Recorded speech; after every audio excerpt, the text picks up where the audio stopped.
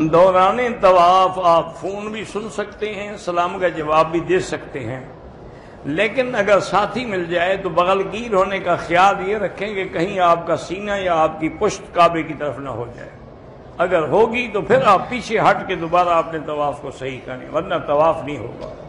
باقی ضروری بات ہو وہ سنیں، ضروری بات ہو وہ کریں، بلا وجہ لوگوں کے قصے کہانیاں نہ کرتے رہیں طواف میں۔ میں ایک گیراج میں کام کرتا ہوں، کپڑوں کو آئل وغیرہ لگ جاتا ہے، کپڑے کالے ہو جائیں کچھ ہو جائیں، پاک ہیں تو نماز ہو جاتی ہے۔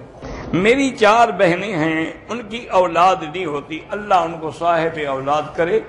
ان کو سب سے پہلے تو میڈیکل چیک اپ کرائیں کہ بھی نقص جو ہے وہ عورت میں ہے یا خامد میں ہے، پھر علاج بھی کروائیں، اور اس سے اللہ کی قرآن میں جو دعا ہے اولاد کے لیے وہ بھی مانگتے رہیں، رب لا تذرنی فردا وانت خیر الوارثین۔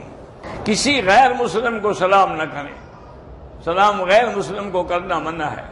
اگر کوئی ایسی مجبوری ہو تو یوں کہہ سکتے ہیں کہ والسلام علی من اتبع الہدی، سلام اس پہ ہے جس نے ہدایت کی اتباع کی۔ کیا عورت بھی کسی سے بیعت ہو سکتی ہے؟ ہاں، اگر شیخ کامل ہو، مرشد ہو اور اس کی زندگی سنت کے مطابق ہو تو بیعت لے سکتی ہے۔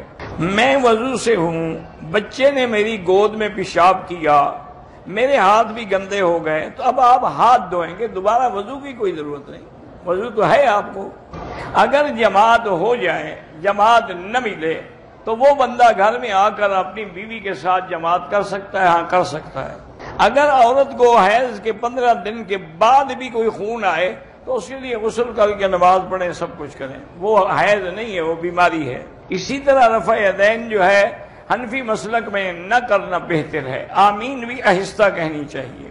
میرے شوہر کو بہت زیادہ غصہ ہے، بات نہیں مانتے، گالیاں دیتے ہیں، تو اللہ کا نام ہے یا مانعو یا مانعو یا مانعو، 70 دفعہ پڑھ کے کھانے پہ پانی پہ دم کر کے دیا کریں، انشاءاللہ ٹھیک ہو جائیں گے۔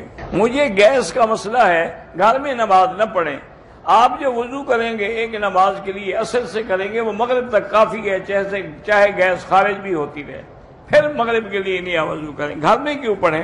بہرحال جو لڑکیاں پڑھاتی ہیں جامعات میں، اگر ایام حیض ہیں وہ تفسیر جو ہے اس کا اردو حصہ تو پڑھ سکتی ہیں، قرآن کی آیت نہ پڑھیں۔